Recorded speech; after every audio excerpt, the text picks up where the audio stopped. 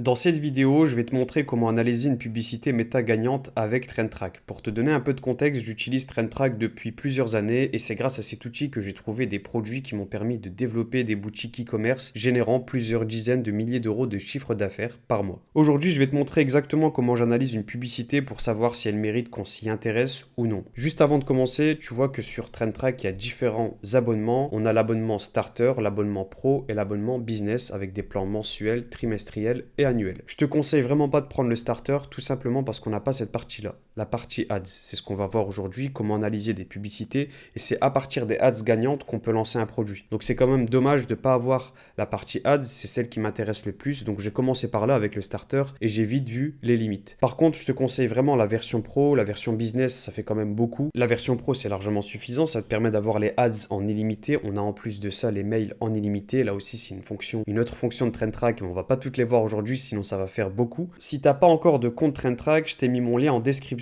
et pour payer ton abonnement 20% moins cher, tu peux utiliser le code promo KALID20 en majuscule. Tu vas avoir moins 20% de réduction quel que soit l'abonnement. En plus de ça, c'est cumulable. Par exemple, si tu prends en annuel, tu vois que tu as moins 30% et en plus de ça, tu vas avoir les moins 20%. Donc c'est vraiment intéressant. Donc comment est-ce qu'on analyse une publicité gagnante sur Meta Ads? On a différentes fonctionnalités, Home, Brand Tracker, Shop et on a la partie Ads, celle dont je te parle. On voit qu'on a TikTok Ads, Google Ads, donc TrendTrack c'est hyper complet et nous ce qui nous intéresse c'est Meta Ads. Il y a 325 millions d'ads à analyser, ça fait vraiment beaucoup. Si par exemple on veut savoir s'il y a une ad qui peut être intéressante à analyser, bon typiquement là c'est pas une ad intéressante. Pourquoi? Parce qu'on a le nombre de vues ici, le budget total qui a été mis sur l'ad et le budget par jour avec le nombre de jours d'activité. On a ici par exemple 34 000 vues, 303 dollars au total uniquement sur cette ad et 14 dollars par jour pendant 21 jours. Bon, 14 dollars par jour pendant 21 jours, c'est pas intéressant, c'est encore une petite phase de test. L'ad, elle a été dupliquée, on le voit ici 6 fois. Bon, elle a été dupliquée peut-être un peu tôt. C'est l'intérêt là de sélectionner des filtres, c'est d'avoir des ads qui sont beaucoup plus intéressantes. Donc typiquement, le premier filtre qu'on va avoir, c'est le filtre statut. L'intérêt, c'est d'avoir des ads actives. Donc on va sélectionner statut actif.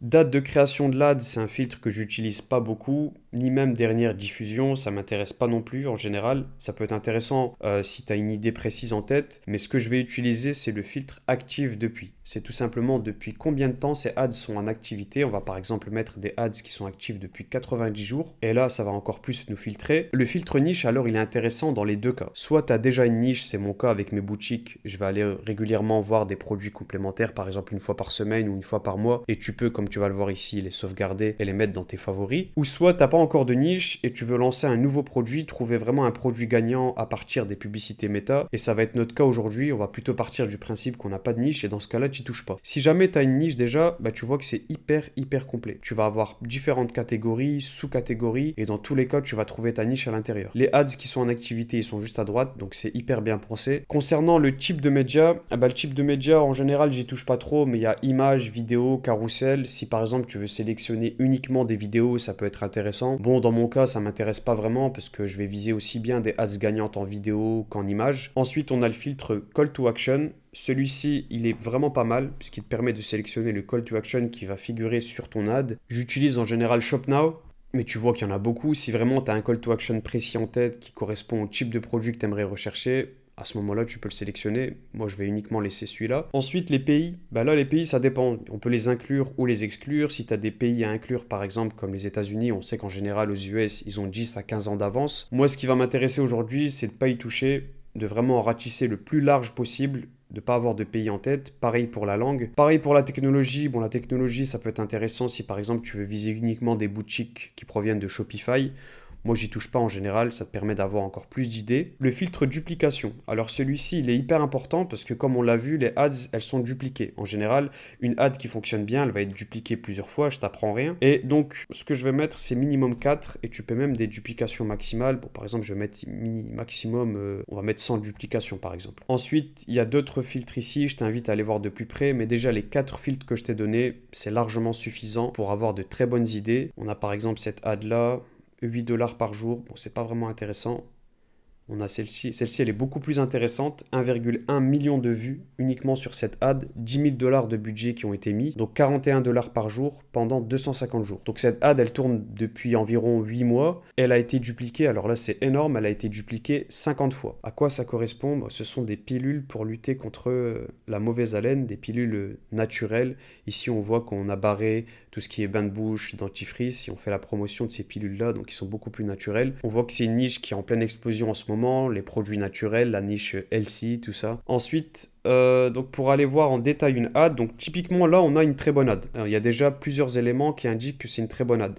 Ensuite, pour aller dans le détail, on clique sur détail, on va avoir beaucoup plus d'informations sur les différentes ads en allant sur voir Meta Insight. Et là, on a plusieurs infos sur toutes les ads que ce shop a lancées sur Meta, avec une classification juste ici, le top 10 des meilleures ads. Donc on retrouve notre ad qui est quand même top 1, mais on a aussi celle-ci qui est intéressante, 219 000 vues, 2 000 dollars qui ont été mis, 48 dollars par jour pendant 41 jours, donc c'est une ad plus récente. Celle-ci, elle peut être intéressante à voir un peu plus en détail, pas, je dirais pas à copier, mais ça peut être intéressant de s'en inspirer fortement. C'est une vidéo, on va la lancer, on va voir de quoi ça parle, et surtout ce qui nous intéresse, c'est le hook qui fait vraiment la différence. It took me 10 years to figure out why I had bad breath.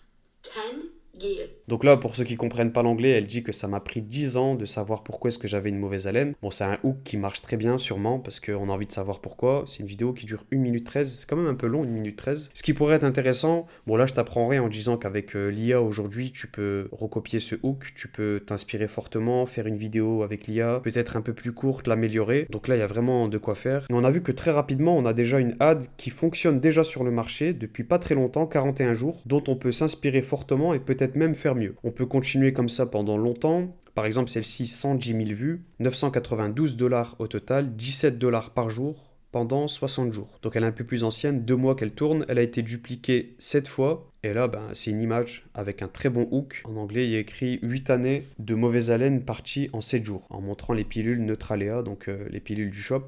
Je vais te montrer aussi pourquoi, je vais vite fait faire un tour sur Shop Analytics et je vais te montrer pourquoi est-ce que c'est une boutique qui est facile à lancer. Regarde, ici on a le nombre de produits, il n'y en a qu'un seul. C'est une boutique monoproduit. Donc avec une boutique monoproduit très facile à lancer, plusieurs ads pas compliqué à reproduire, à refaire, et ça fonctionne bien, parce qu'autant dire qu'une ad qui tourne depuis 41 jours et qui a été dupliquée 6 fois, elle rapporte sûrement, autant dire qu'une ad qui tourne depuis 250 jours, qui a été dupliquée 50 fois, elle rapporte beaucoup. En plus de ça, je vais te montrer quelque chose, ici avec TrendTrack, ce qui est fou, c'est que tu vas avoir des filtres qui vont correspondre à toutes les ads, je vais pas y toucher parce que sinon la vidéo va durer 1 heure, mais par exemple, tu peux sélectionner ici le filtre, je l'avais déjà sélectionné, le filtre le plus de duplication, et tu vas avoir les ads qui ont été les plus dupliquées. Ici, il a repris le visuel, il a juste changé le contenu, il a fait la même chose là, par exemple. Voilà. Et ici, en fait, tu as tout simplement toutes les ads de ce shop sur Meta. C'est juste colossal la base de données, tu peux t'inspirer, les sauvegarder, tu peux un peu faire ton marché, dire bon celle-ci elle est intéressante, celle-ci non. Par exemple celle-ci, pour te montrer un contre-exemple, elle a été arrêtée en 160 jours, le budget c'était 1 dollar par jour, bon là c'est pas intéressant, clairement c'est pas intéressant, 151 dollars de budget au total, c'est pas intéressant et on voit qu'il n'y a pas vraiment de travail au niveau du hook. Ça présente simplement la gamme de produits, d'où l'intérêt d'avoir des visuels importants. Et pour avoir des visuels intéressants, encore une fois, au lieu de se prendre la tête à faire des tests qui vont coûter énormément d'argent, tu reprends les visuels qui fonctionnent déjà, tu les ajustes. Celui-ci, il est hyper facile de s'en inspirer fortement. Bon, tu fais pas exactement le même visuel, mais tu peux faire un visuel très proche. Et si ce visuel fonctionne, cette créa, elle fonctionne bien, la tienne aussi va fonctionner. Donc comme je t'ai dit, moi j'ai plusieurs boutiques, dont certaines font plusieurs dizaines de milliers d'euros de chiffre d'affaires grâce à TrendTrack. Je trouve que c'est vraiment une plus-value de malade, c'est hyper intéressant. Je te mettrai mon lien en description si tu n'as pas encore de compte. Je t'invite à utiliser le code promo si tu veux payer moins cher, Khalid20 tout en majuscule pour avoir 20% de réduction sur tous les abonnements et je te dis à très vite pour de nouvelles vidéos.